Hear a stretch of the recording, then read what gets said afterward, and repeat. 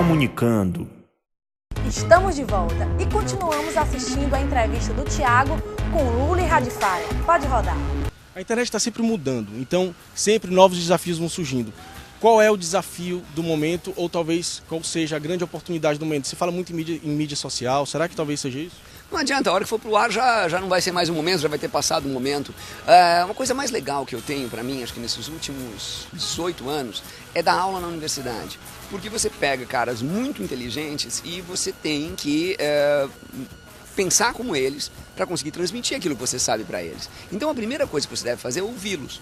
Então eu preciso todos os anos ouvir um cara de 20 anos que é muito inteligente e muito rápido e que não faz, assim, não dá a mínima para as coisas que eu fiz no século passado, porque eu também não daria a mínima para as coisas que alguém fez no século passado. Então eu tenho que falar algo que seja relevante para esse cara.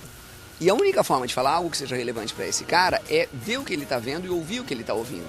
Então, em vez de focar nesta ou naquela outra, por exemplo, na palestra que a gente vou falar amanhã, eu listei 18 tendências, que são as novidades de 2010, sabe? Que não existiam em 2009 e em 2011 vão ser coisas velhas. Quer dizer, você pode, essas coisas assim, pipocam furiosamente. Você acha que em 2011 vai ter muito mais do que isso. Então, em vez de pensar em uma ideia tópica, ou em uma coisa tão grande, em mídias sociais é um negócio tão imenso que não dá para você chamar de tendência. Por exemplo, o Facebook é o terceiro maior país do mundo, né? Você tem China, Índia, Facebook. Então não dá para dizer uma coisa que é um país muito maior do que os Estados Unidos, não dá para você dizer que aquilo ali é uma tendência. Aquilo ali é uma realidade já. O YouTube tem 600 anos de história, 600 anos de conteúdo. Então quer dizer, tem mais história no YouTube do que no Brasil.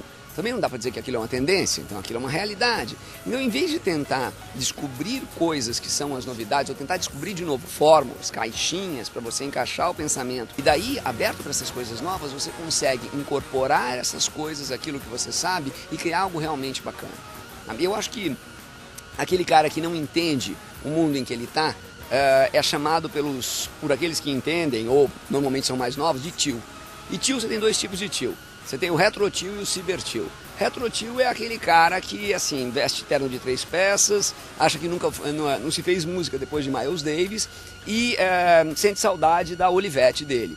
Ciber-tio é pior ainda do que o retro-tio, que é aquele cara que separou da mulher, fez uma lipo para tirar a barriga, colocou gominhos de silicone aqui para parecer que tem um tanquinho e vai pra balada num carro vermelho conversível com 2 mulheres que têm a metade da idade do uísque que ele bebe.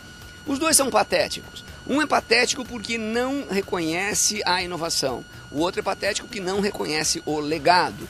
Todos nós somos uma mistura de duas coisas. Você tem que estar aberto para as coisas novas, sim, ótimo. Mas você tem que carregar com você o legado de coisas que formaram você. Então, para responder a sua pergunta, eu acho o seguinte: como é que eu descubro uma tendência nova? A primeira coisa a fazer é o que eu tenho para contribuir para esse grande sopão, esse grande caldo de coisas que é a internet.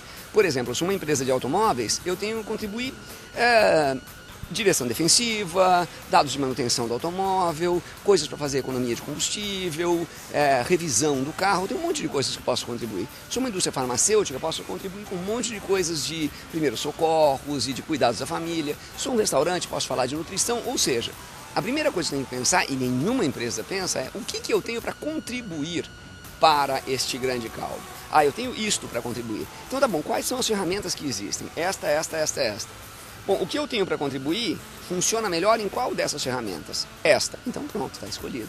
Sabe? E não o contrário. As pessoas procuram assim, olha, eu tenho uma rolha, agora preciso achar a garrafa. Isso é estúpido, sabe? Quer dizer, então, como que a minha empresa pode usar o Twitter? Eu não faço a mais pálida ideia. O que a sua empresa tem para dizer?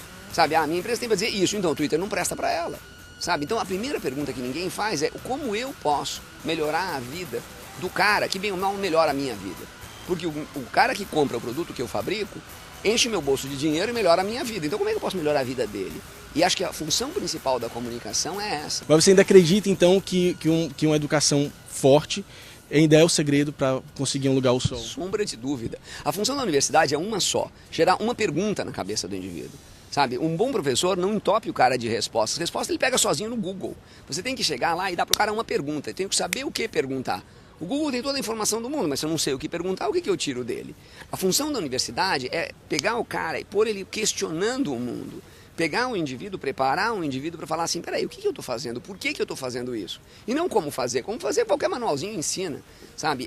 A ideia da universidade e do ensino em geral é formatar um indivíduo para que ele seja maduro o suficiente para não ter vergonha nenhuma de fazer perguntas. Então, na verdade, qual é a função principal da escola? É preparar o cara para que ele saiba responder perguntas, sabe? Preparar o cara para que ele saiba fazer a pergunta certa e, ao fazer essa pergunta certa, chegar na resposta que ele quer.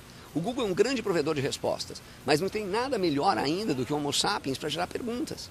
E é isso, na verdade, que a gente tem que preparar não só com escola, com trabalho, com os produtos digitais, com praticamente todas as coisas que a gente faz, a gente tem que fazer assim, peraí, como é que eu largo uma pergunta? Como é que eu ajudo essa pessoa a formar uma pergunta? Porque a hora que você tem uma pergunta, você tem o estopim para uma resposta. Enquanto você não tem uma pergunta, você não tem nada. Nesse momento eu me solidarizo com o telespectador que está com o cérebro aumentando um pouquinho mais e se fazendo uma série de perguntas, meu Deus, e agora?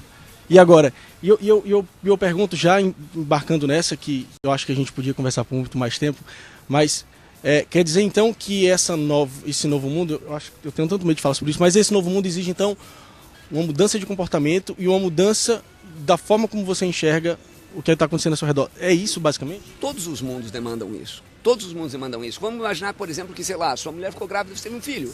Sabe? Isso vai demandar uma enorme mudança no seu comportamento. Vamos imaginar que você estava na faculdade ou no colegial, arranjou o seu primeiro emprego. Vai demandar uma enorme mudança no seu comportamento. Vamos imaginar que, de repente, espero, claro, que isso não aconteça, mas você se descobre com uma doença fatal. Sabe? Vai mudar o seu comportamento.